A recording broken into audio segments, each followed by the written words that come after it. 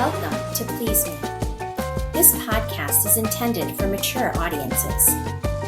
Eve is a licensed physical therapist who treats conditions that relate to sexual health. Please sit back and enjoy the show.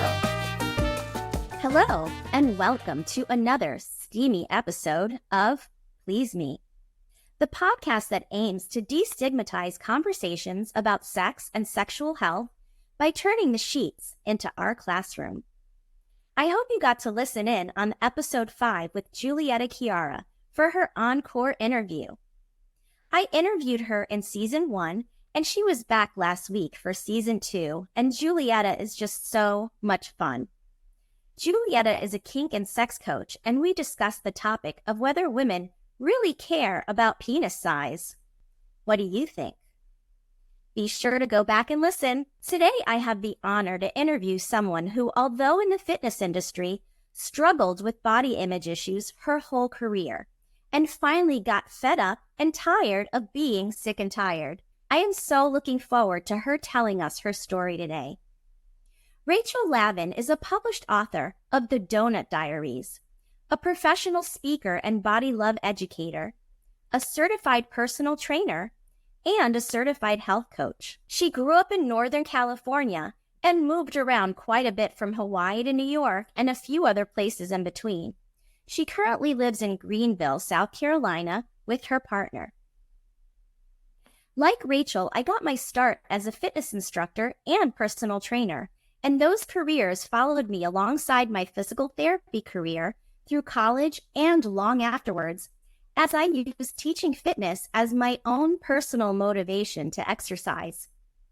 I love finding similarities with my guests. So without further ado, I would like to welcome Rachel to Please Me. How are you today, Rachel? Hi, Eve. Thank you so much for having me. Thank you. Thank you for being here today. As a fitness instructor, you are often viewed as the pinnacle of what others want to achieve. And when you don't feel great in your own skin, how did that affect you?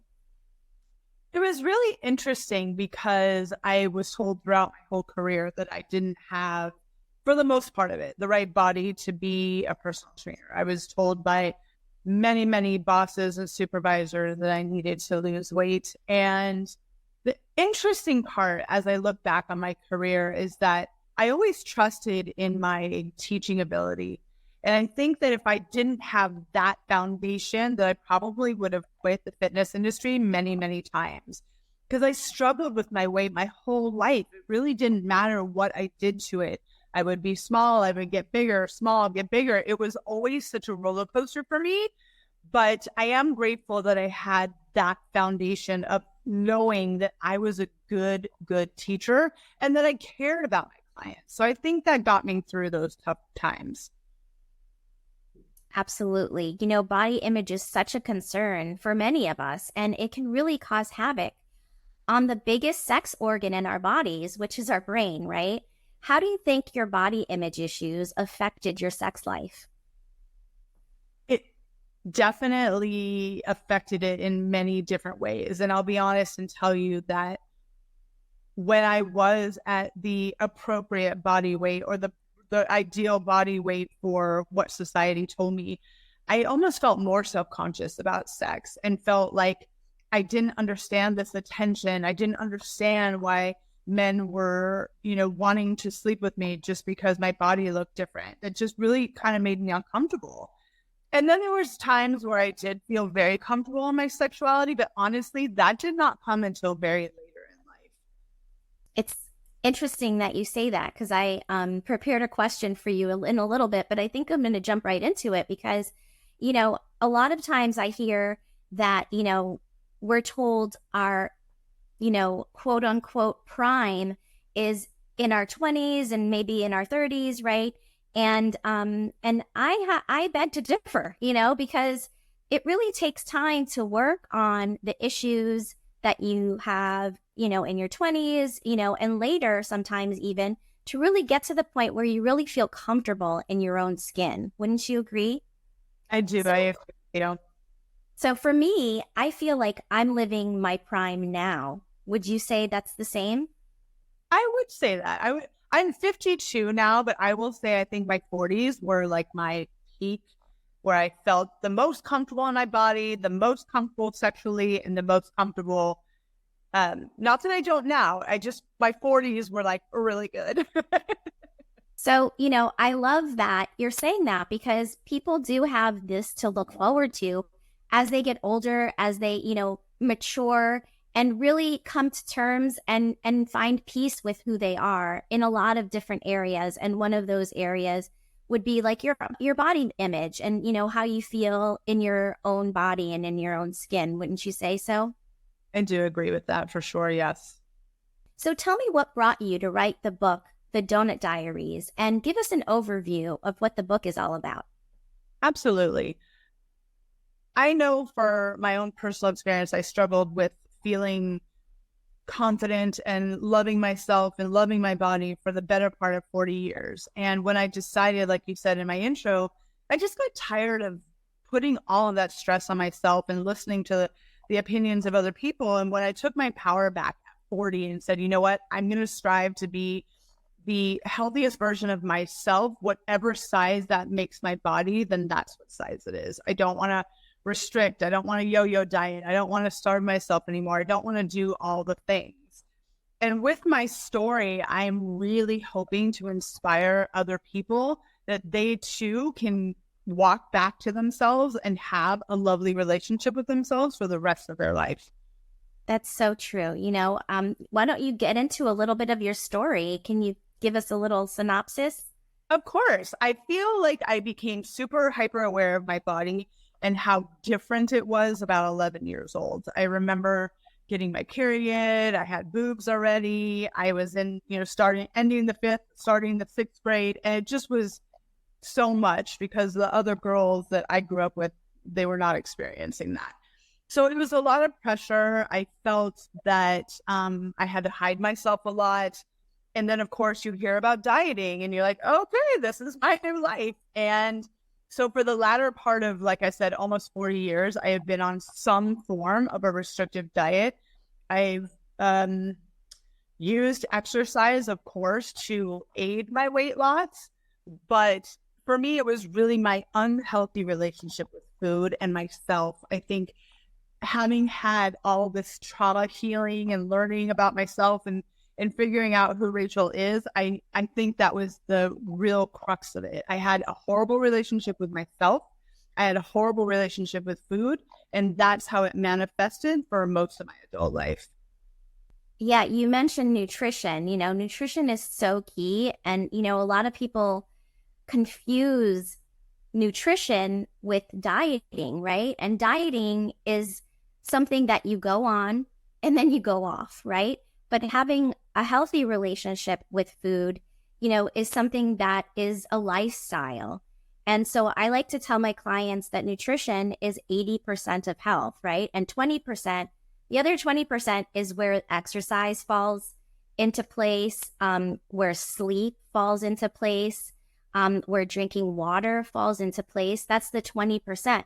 But the 80% is nutrition, what you put in your body. And not having a healthy relationship with food is really such a huge,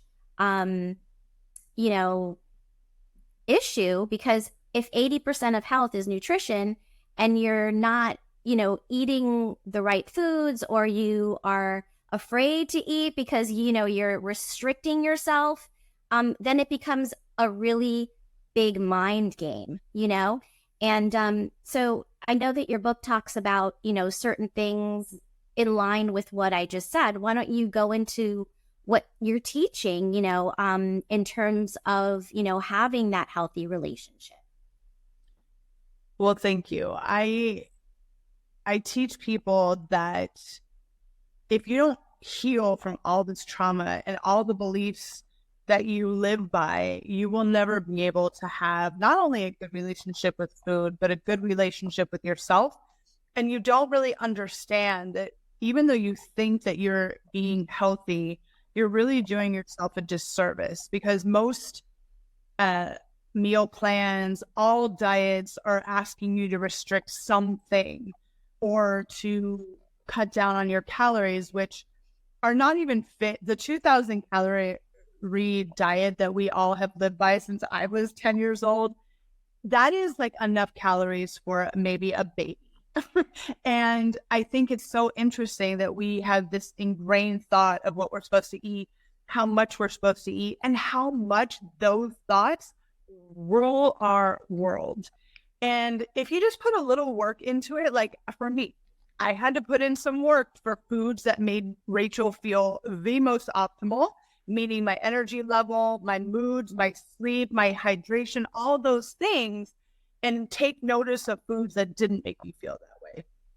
And I don't think a lot of people want to do the work, right? I think it's a lot. It's at first it seems daunting. It seems like you'll never figure it out. But if you can just give yourself a little bit of time, I can't tell you how much because I don't know what your eating habits are, but to listen to those foods. Like I'll give you a perfect example. The red pepper family, it does a number on my stomach. It makes me gassy. It makes me bloated. It gives me a stomach. It doesn't work well with my body. But there are so many other veggies that make me feel amazing. So I focus on those foods and I kind of put the other things to the side and I really don't eat them if I don't have to. So that's what I mean by putting in the work. You got to figure out what foods work best for your body. And we are all individuals. So you can't just live on some personal trainers, eat chicken and broccoli and spinach for the rest of your life and you'll be happy. It doesn't work like that. I'm so sorry. Very true. And everybody is very individual, so when I'm coaching, my clients on nutrition, I try to emphasize that, like you said, you have to pay attention to how the food is being processed in your body. You may not like red peppers.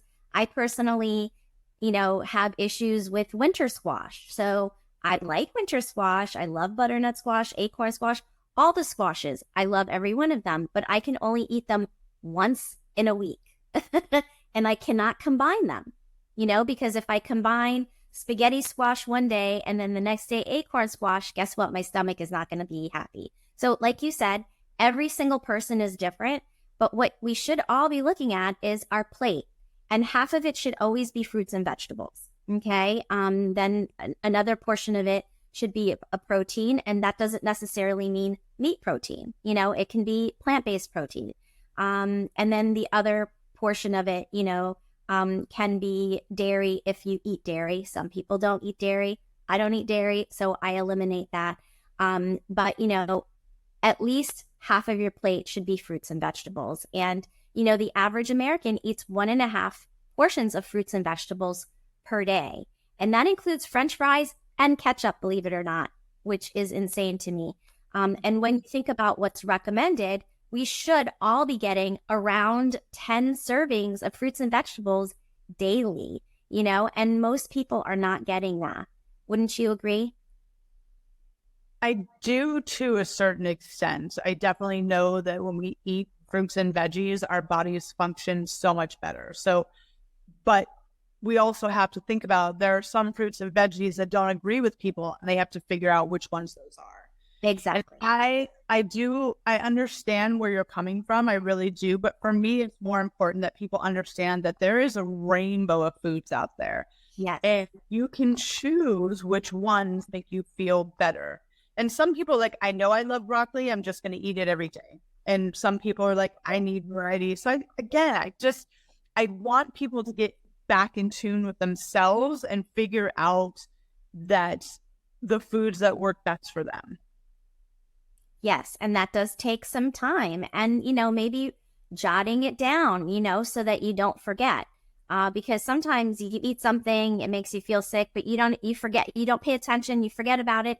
And then like a month later, you do the same thing and you're like, oh my gosh, I just remembered that a month ago I ate this and it was awful. Keeping a food diary is like a great way to, remind yourself what you should and shouldn't be eating. And so I encourage people to do that as well if they, can find the time to organize themselves that way. What would you say your current relationship is with your body, and how did you learn to love every curve and inch? It took a lot of work. It took a lot of work because I've stated a few times on your show that for almost 40 years, I had nothing but negativity, negative thoughts, negative feelings, negative emotions towards my body. So when I wanted to change my mindset and change that script, it took very conscious doing in the beginning. And I had to tell myself, you were so unkind to yourself for so long that now that we're going to start saying kind things and giving ourselves permission to be okay, you're probably not going to believe it for a while, but keep going, keep going, keep going. And I think when you put something out in the universe, you know, the universe answers you. And for me, the right people, the right books, the right messages, just it all just kept flowing for me. And so it just gave me the courage to keep going. Today, I have a 97% beautiful relationship with my body. I love my body for everything it can do. At 52 years old, I feel strong, I feel flexible, I feel mobile. But because I had such an intense first half of my life, those moments creep in. And I am so grateful that I'm armed with enough love to tell myself you're having a moment, instead of it being something like, I feel fat today and I'm going to let it ruin my day or my week or my month. And then the diet thing goes crazy. Now I can tell myself, you're having a moment. You are beautiful. Your body is perfect right now, you know, or whatever I need to tell myself to get myself through those moments. Absolutely. And, you know, as a physical therapist, I think about the neural pathways, right? Of, you know, what you're telling yourself, and like constantly telling yourself that same thing creates a neural pathway, you know? And when you're constantly using that same negative neural pathway, you're giving it more life. You're creating a bigger pathway, right? So now you have to kind of go back and create a new pathway of positivity, constantly telling yourself, you know, affirmations and telling yourself that you're beautiful, that you're perfect the way that you are, that, you know, nobody's perfect, but to love all of your imperfections. And, you know, so it is a process. And like you said, it was many, many years of negativity creating that neural pathway that constantly pops up in your head, right? So now you have to create another one, you know, and it's interesting because the neurological system is flexible and it can learn new things, right? But you have to now continually add to that new, healthier, positive pathway in order to change your mindset. And I love that you're able to, you know, talk to yourself and say, this is a moment in time where I'm feeling negative. However, I know differently. Yes, it is. I will say for your listeners, it's, if you ever wanted to know the true meaning of freedom and liberation, that for me is the perfect answer. I felt a certain way about myself and my body for so long. And now that I can just present myself into the world with love and kindness and hope, that to me was something I never thought I was going to have.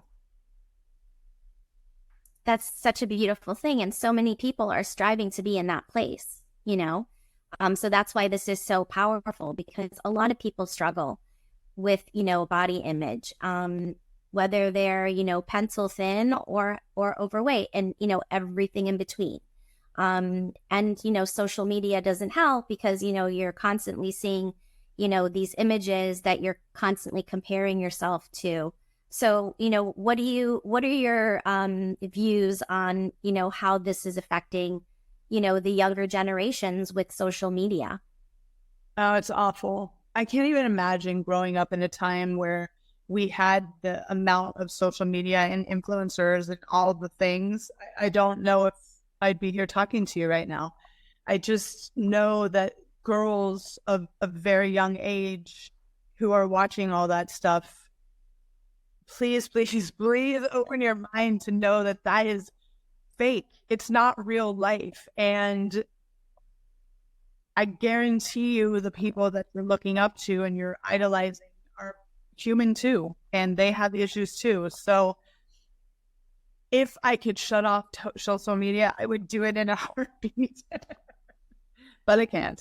So my advice to women all over the place is just understand that that is not real. And real life comes from a place of I can never say the word, vulnerability and being kind to each other. And I like to stress that, because if you don't have any of that, it's just emptiness, right? Definitely. And you mentioned kindness to other people, but kindness to yourself, is the first place to start. And that's usually the first place that we throw negativity at, is ourselves. So being kind to yourself is number one on the list. How do you feel that embracing all of you affected your intimate life? Oh my God, it was such a game changer. I was able to actually focus on enjoying myself, enjoying with my time with my boyfriend, as opposed to like, oh my God, this is in the way, or oh my God, all the things that were ruining it for me and not allowing me to be in the moment. When I finally was able just to be at peace with my body, it changed sex for me, and it made it 1,000 times more enjoyable. Absolutely. And you mentioned trauma and healing from trauma, in the past. And that was a big game changer for you and bringing you to be more self-accepting. Can you go into a little bit of that? Well, the trauma I'm talking about was just for me, I felt always less than. And especially in a relationship, because I had so many issues, whether it was abandonment or I didn't feel whole in my own self, that I was always looking for love with men who were 1,000% unavailable. And to keep chasing after a dream, which was, I just want to be loved. I just want to share my life with someone and be a partner to somebody. I had to realize I had no idea how to do that. And that's why I kept chasing the same guy over and over again, over and over again. And when I finally, all this work that started at 40, I stopped being afraid that I was never going to find love. I stopped being afraid that I wasn't lovable and that I wasn't sexy and beautiful and all those things. And I met my current partner now when I was 45. That's late. But it's also a prime example of getting in your own way for a long, long time. And when I finally was able to be at peace with myself, my life partner, my best friend, showed up. I mean, it is a testament to working on yourself, because when you do, you will attract what you need, and like you mentioned, the universe brings you what you need, but you have to really be in tune, right? You can't be out of tune with the universe. You have to be in tune with the universe. So when you are, you will get what you desire. And so that's a beautiful thing. No matter when you find love, everybody is deserving of love and everybody is deserving of pleasure. And I always stress that to people. And I like to say that on the podcast here for my listeners, because whether your pleasure is being given to you by your partner, or you are giving yourself pleasure, it's very important to embrace pleasure, no matter what type of pleasure it is. And there's no shame in any of it. I'm curious, having the foresight now that you do, what message would you give your younger self? There's a couple of things, especially since we're talking about sex. I would tell my younger self that the love you're looking for in that person is not there, and that I don't have to give my body to everyone who gives me a little glimmer of hope, that I need to find that in myself first. And the second thing I would tell myself, all the things that you don't believe that you already are. And give me some examples of that. I am funny. I am smart. I am beautiful. I am kind. I am all the things that growing up as a young woman, feeling so insecure just because I wasn't the right size, made me doubt myself across the board. And you saying that you weren't the quote unquote right size, and who says what the right size is? I mean, some people are born and they're 4'9", and some people are born, as a woman, and some people are born and they're 6'2", and I mean, obviously, even bigger ranges than that. But I'm just going by height. Who's going to tell you that you're not the right height? You know what I mean? So why do we tell ourselves that we're not the right size? And unfortunately, society and what we see on television really forms those opinions of ourselves. And unfortunately, there aren't enough, places where we see a variety of sizes to really feel like, yes, this is somebody that looks like me, and I am happy to watch them in a movie or on a sitcom or whatever that may be. That makes you feel like you belong. And when you don't see that, unfortunately, you start to think these negative thoughts at a very early age. Wouldn't you agree? I agree with that. And just now, in the past few years, are we starting to see women in all colors and all shapes? But for so many years, that was the thing. Your height to your body weight ratio had to be this thing. And, if I had to tell you what I had to force myself to do to keep my body in any size under an 8, you would agree with me that that is torture and that sounds miserable. But now that, I'm allowing my body to heal from years and years of dieting, my weight is finally coming to a place where it's at homeostasis and feels good. And I have never felt that before.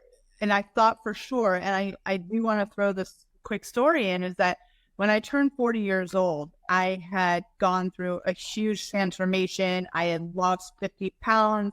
I was a size 0, and I was miserable. I was miserable because, again, I had not healed my heart and healed my soul. I was just, again, focused on the aesthetics. And when I reached that perfect body, which I had been striving for my whole life, I was like, okay, now what? So I do like to share that story because I think so many of us strive. The minute I'm a size 2, or the minute I'm this, or 115 pounds, I'll be happy. And that is just not true. Because when you got there, you weren't necessarily any happier than you were 50 pounds heavier, right? Correct. What struggles did you have at that time as a size 0 or a size 2? That's when I was telling you earlier in our conversation, like the attention I was getting from men just because I was in a small body felt very uncomfortable. It almost felt like that wasn't the right body either, if that makes sense. And I just I wanted to be in a relationship. I wanted to be loved. I wanted all the things, but at least I knew that feeling deep inside my gut that was telling me this doesn't feel right either. And so when I was I had turned 40 and literally just had this epiphany that I needed to heal, I took a break from men. I took a break from dating. I just stopped and I wanted to get to know Rachel. And I love that scene in that movie, Runaway Bride, where she's sitting there trying all the eggs because she has no idea what kind of eggs she likes because she only did what her partner did. And that felt very authentic and very true for me. So I just started doing things for myself, by myself, to get to know the things that I like to do and that made me happy with or without a partner. And I'm very grateful for that time.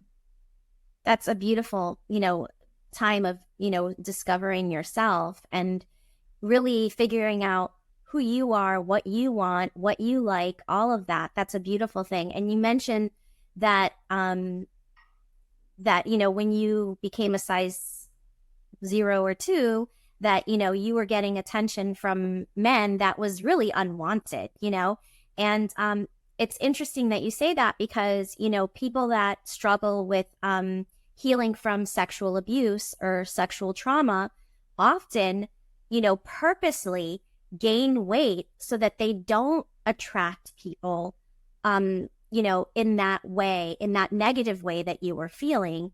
And so that is an issue, and a lot of people do struggle with weight that have been, sexually abused or assaulted because they put on this armor of protection so that they're not viewed from the opposite sex as, whatever you want to call it, attractive or sexy or whatever, so that because they don't want that attention. And what you just said is that when you got to that size, guess what?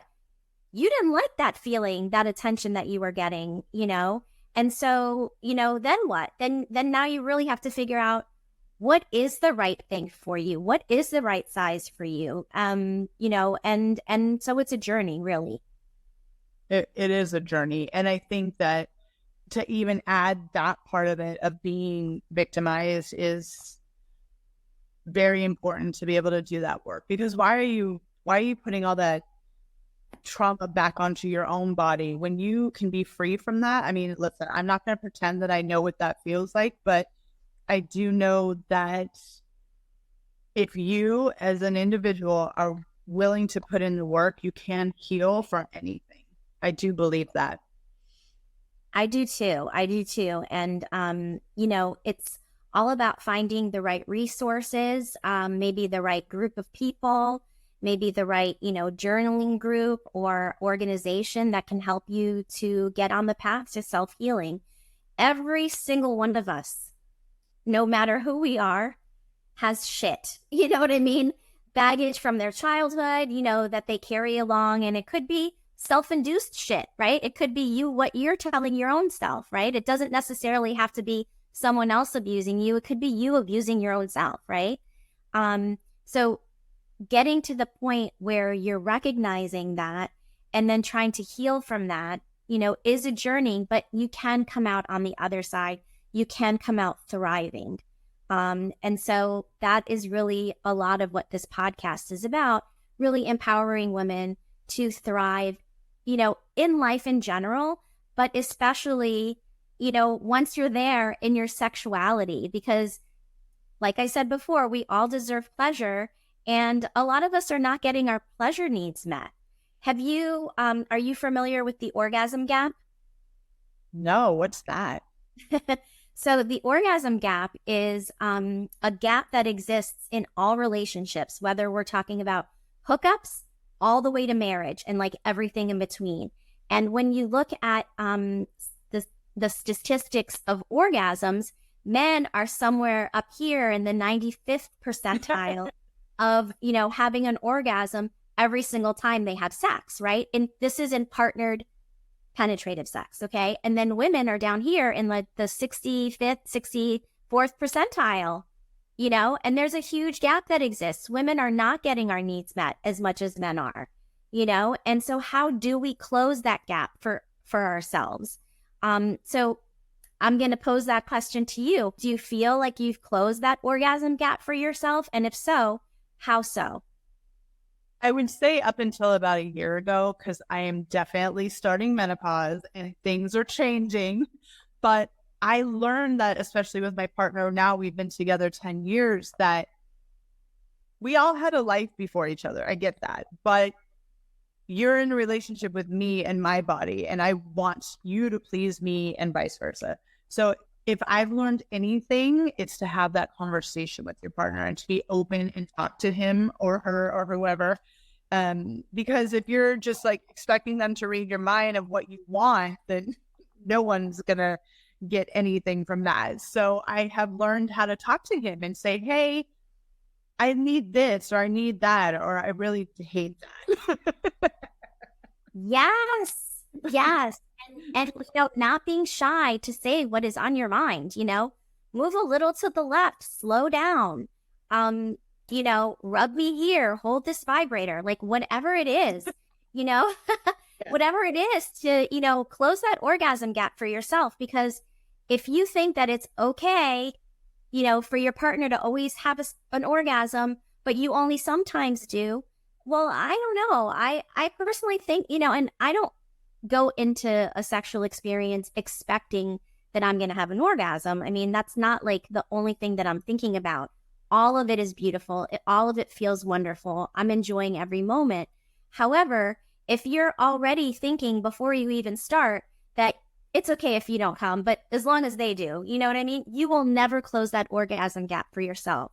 So my mission really is to try closing that orgasm gap for each and every person that listens to this podcast, because we all deserve pleasure, and a woman's pleasure is equal to a man's pleasure. Wouldn't you agree? I agree with you for sure. Yes. So you're doing good work here, Eve. Okay. I appreciate that very much, Rachel. So out of curiosity, because we talk a lot about relationship styles and, there's just so many options now. What is your relationship style now, and what societal constructs have you had to chuck out the window in order to enjoy the current state of your partnership? I think the most valuable lesson that I learned as a woman, that if you are just letting your partner be who they are and that is being returned to you, I can't imagine anything that me and my boyfriend can't get through together, because I never went into it with expectations. I never went into a relationship with him with, oh, I got to change this about him, this about him, this.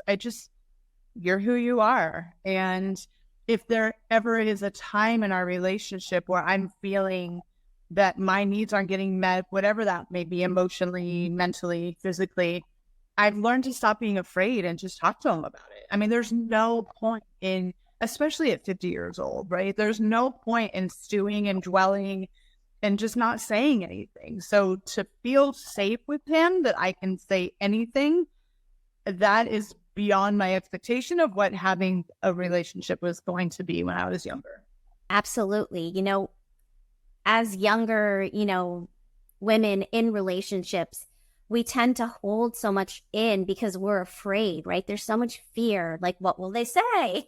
What will they say if I say I want to use a vibrator when, they're penetrating me? Or what will they say if I want them to try this new position that I really think would get me there?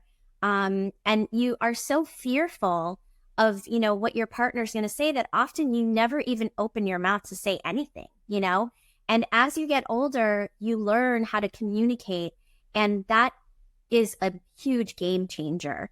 So, I encourage people to have these conversations with their partners. And, if you're with somebody that doesn't want to hear it, you really have to consider if that's the right fit for you, because you really want somebody that's going to want to pleasure you, want to please you, want to take care of you, want to, do things for you. And if you're with somebody that's only taking, you need to consider that maybe that's not the right type of partnership. Wouldn't you agree? I do agree with that. It's such a freeing feeling to know that you can tell your partner anything or ask your partner anything and know that you won't be met with that, like, I don't want to talk about this, or I don't care. I mean, if you're in the right relationship, you will always be met with an open conversation. So yeah, I agree with that. Absolutely. Communication, right? I like to ask this question of all my guests, and I certainly hope it's not too personal for you. I'm going to go ahead and ask now. What is your favorite sex position? Out of all of them, I'm going to be so boring and tell you that I love missionary. It's not. And tell me why. Out of all the positions, I just feel like that's the one that makes me feel the most capable of having an orgasm. Okay, that's interesting. And, there's so many versions of missionary. We're talking body on body, and then you can put your legs over their shoulders, or you can have your legs on their arms. I mean, one leg down, one leg up, so many different variations, right? But, I often say that, a woman needs clitoral stimulation. 95% of women need clitoral stimulation in order to climax. And missionary is one of those positions that unless there's some space between you and the other person's body, it's hard to really get that clitoral stimulation.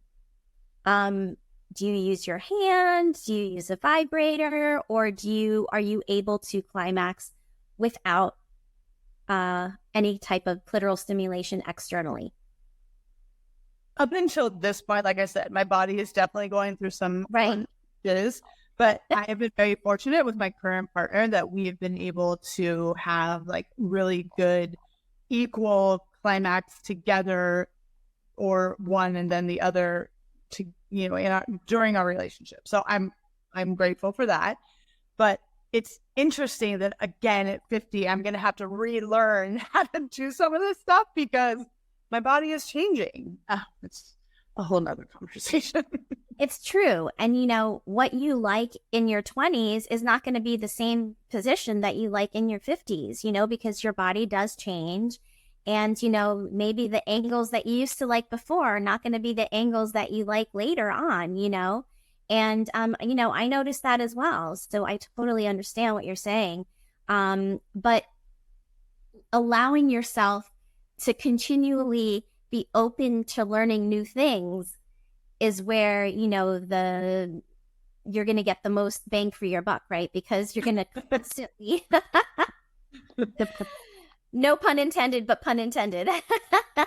But, you're constantly, trying different things and seeing what works for you. And, what works for you one day may not be the same thing that works for you another day. And, sexuality and, our sexual experiences is how adults play. It is our playground. So make it fun. It doesn't always have to be the same. It doesn't have to be routine. It can always be something different. It doesn't even have to be penetration.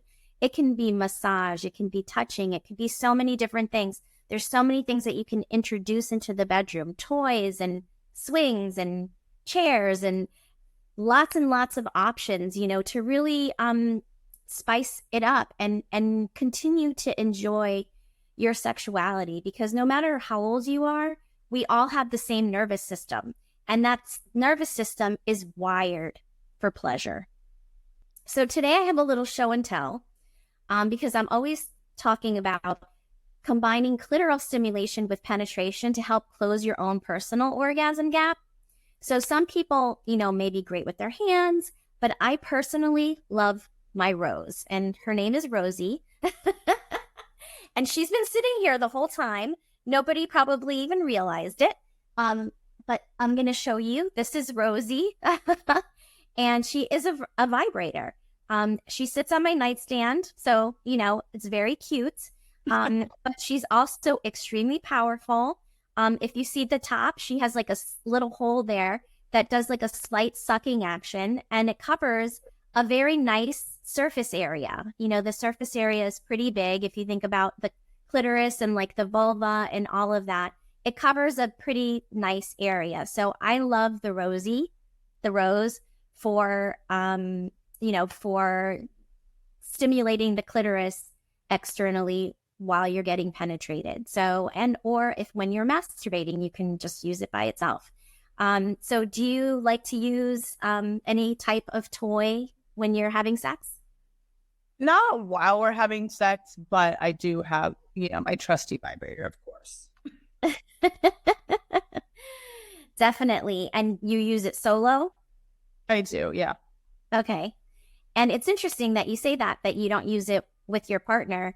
But when you do, masturbate, does it take you a long time to orgasm? And that's why sometimes I kind of prefer it, because I can just have a moment and then go on with my day. So, I love my boyfriend so much, but he definitely has his needs where we have to do the whole foreplay thing. And sometimes I don't have time for that. So I just take care of myself and then I move on. Absolutely. And, having an orgasm is so great for helping you to sleep. It helps with stress relief. It's relaxing.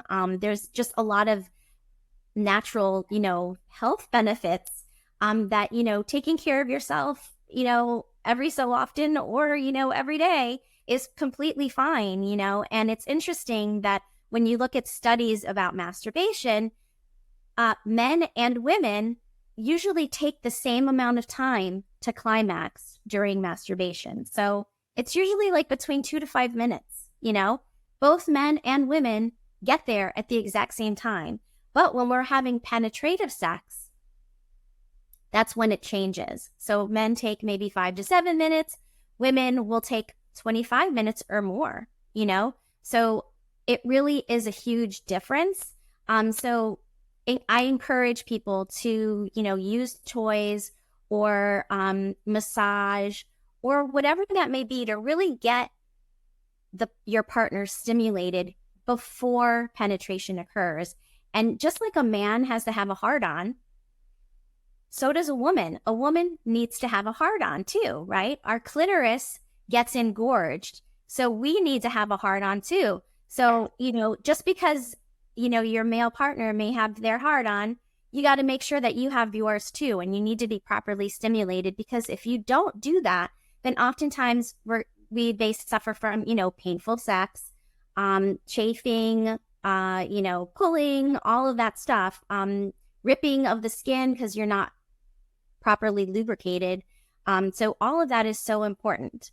I am so excited that you were so open to share all of that information with us today.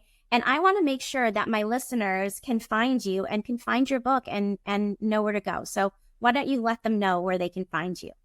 Of course. I am on social media, and my website is Rachel Lavin Wellness. My book, The Doughnut Diaries, is available on Amazon and barnesandnobles.com. And you can also if you're on my website, there's plenty of buttons to click that'll take you right to Amazon. So yeah, go ahead, buy a copy. And anytime you want to reach out and talk to me, I'm always open to a conversation about this. So yeah, reach out.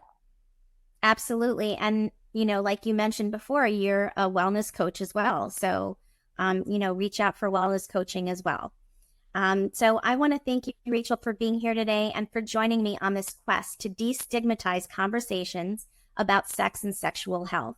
As a licensed physical therapist, I treat conditions such as erectile dysfunction in my practice, along with conditions such as incontinence, decreased vaginal sensitivity and dryness, and painful intercourse. I specialize in pelvic and sexual health, and I am also a certified health coach. So I encourage you to reach out to me on pleaseme.online and send me a message if you can relate. I also offer health coaching services, and I love that this can be virtual, and I can reach anybody from anywhere in the world. This podcast has listeners on every continent, so don't be shy and say hi. There are so many reasons why people may seek help for their sexual health, and there is no shame in it at all. We are all deserving of love and of pleasure, and I encourage you to allow your sensual life to be an area of your life where you thrive and where transformation can occur. Thank you so much for being on the show today, Rachel. Thank you, Eve. It was such a pleasure. Until next time. Visit pleaseme.online to reach Eve or for more information on products to increase blood flow and overall health, for her curated list of her favorite toys, and for swag that shows that you are a big fan. Please consider supporting the show.